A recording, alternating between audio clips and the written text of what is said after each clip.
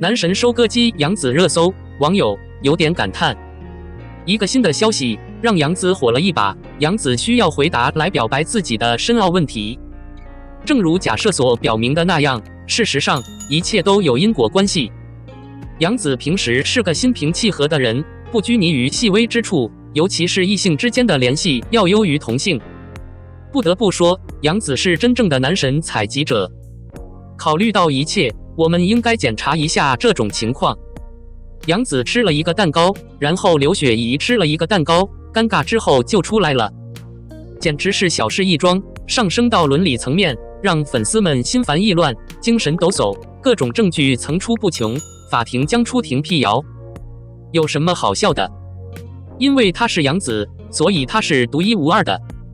能说她是白雪公主吗？没有卑鄙的女人需要杀死她，所以不要那么精力充沛。粉丝们是不是在精力充沛的时候落入了造谣者的圈套？事实上，除非有其他选择，否则什么都不是我真正暗示的。你的目标已经完成，现在我需要传达我的情况。杨紫荣辱与共的尴尬，就让你大开眼界吧。很可能可以看出你有不可思议的手段。尽管你已经完成了它看起来是合法的吗？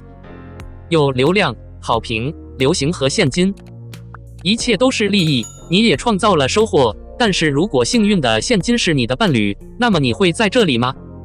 在我离开这个世界的那一刻，我会觉得我在那种心境中没有任何东西可用于现金、利益和无法察觉的名字。这可不是什么杂音，狗子队，就是这么巧。我一贯鄙视这个生意，你们都将成功打破明星的愤怒，甚至像低级生物一样跟着电影走，得到的结果是毫无意义的限制性尴尬。你认为你应该传递你以前真的被精英尴尬过吗？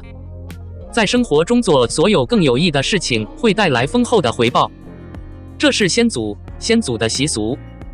你们都被狗子队无休止的接受了吗？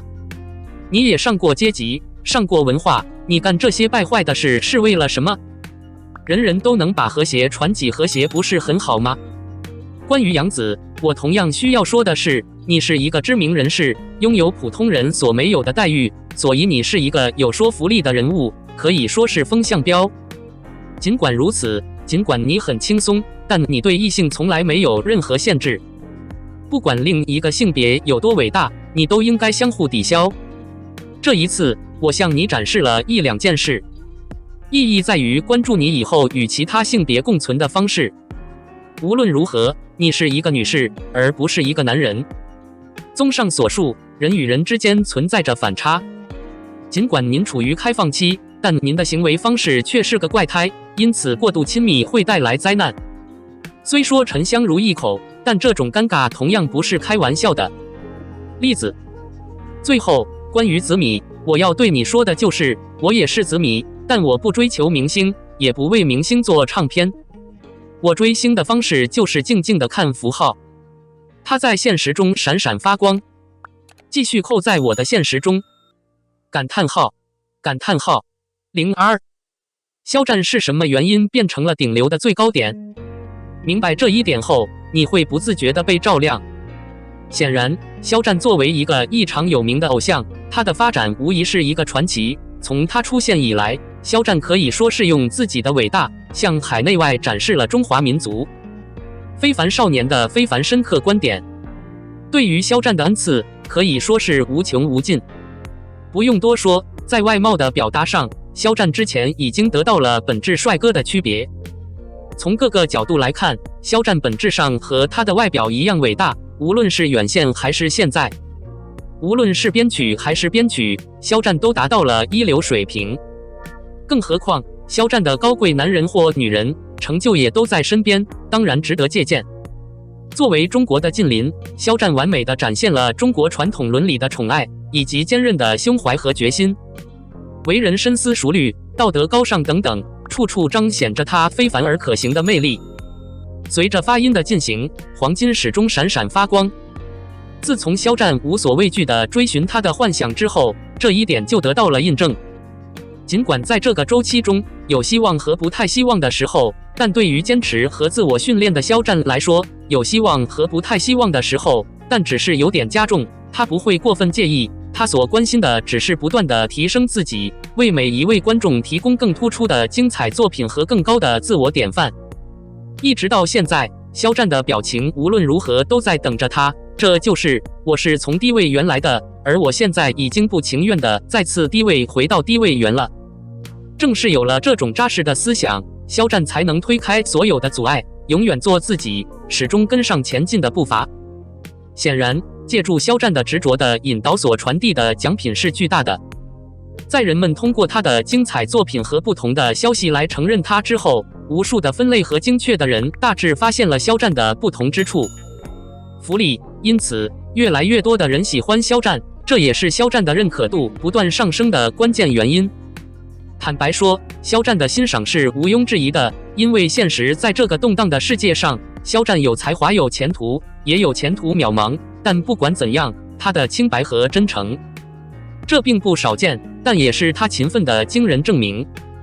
试想一下，假设肖战的欣赏在利用他人的引导下发生了变化，他可能会被压垮，或者被迫低头，但此时此刻他最好还是不要了。但他始终如一把太阳能孕育的惊人想法传给了人们，所以肖战就是这种类型的个体，并且给每个人都产生了巨大的能量，他能发展到现在绝对不是偶然的。顶尖流，但要出色还远远不够。03，沉香如废材考虑朱莉兰，虽然是新手最好的方式，但格外耀眼和潜力。我承认，在随后的沉香如碎花节目中，使用这种辅助艺人的指南吸引了无数人，这就是南海公主潮兰和艺人朱莉兰。发挥这个位置还得到了利息，并随着使用越来越多的人群的引导而被感知。1997年被带入世界的朱莉兰，最好还是新手。尽管更年轻的女性最好在2016年开始她的演讲，但她已经参加了一系列电影和电视节目，思考她的介绍方式。在此之前的沉香如渣，还有熊湖聊斋超空间恋人古剑奇谭，火尽混沌我的初恋是暗恋，穿越人海拥抱你。而在影视剧中，比如大圣孙悟空中，在运用朱莉兰的指导下，有耀眼的、正常的、轻松的展览。伴随着这沉香味片，朱莉兰的整体呈现更是极为震撼，极具潜力，可以非常明显和本能地指出朱莉兰令人眼花缭乱。在这场盛装秀中，众多小姐姐和严丹、窒息、邓颖等人都被粗暴地整容了，但超兰却是一个正经的土生土长的大美女，可以说是朱莉兰提供了人们在她出现的每一个事件上都表现出彻底的闪光和自然的品质和性格。她的脸庞突出3层，充满了规律而可爱的愉悦感，很像女士的入口处，让人体验到无比舒适的快感。关于朱莉兰的容量，从她的一般介绍中很可能很明显。尽管作为超兰的辅助位置的戏份并不多，但朱莉兰却很愉快地完成了超兰的指导、设定和她的发展。更何况成年了，超兰男主女主最大的卖点就是魅力和正气，这几乎贯穿了她的每一个情节，可以说是潮兰为与莫潮出发点着急了。在为他疯狂之后，他与他的迷恋一起深深地迷恋在一起。为此，他不知道该不该激怒东海太子。正因如此，他同样可以放弃对雨墨和雨墨的现实和满足。严丹为了满足自己的心愿，不惜刺入想象中的结果，为了满足对心上人的追求，倾心放弃自己的爱慕。这种魅力、模范本性和考虑在任何情况下都非常感人。尽管有这样的魅力和仁慈，但超兰的自制和忏悔也完成了惊人的感情。或许一开始他为了雨墨等人，为了斗篷和安全，发誓要娶东海太子，后来他妥协了这段婚姻，他现在再也不需要了，但出于一种维护和幸福，他变得更加突出为田中人而和谐。而这份充满大爱大义的表现，更是让潮兰这个娇弱的女孩子给人满满的励志和正能量。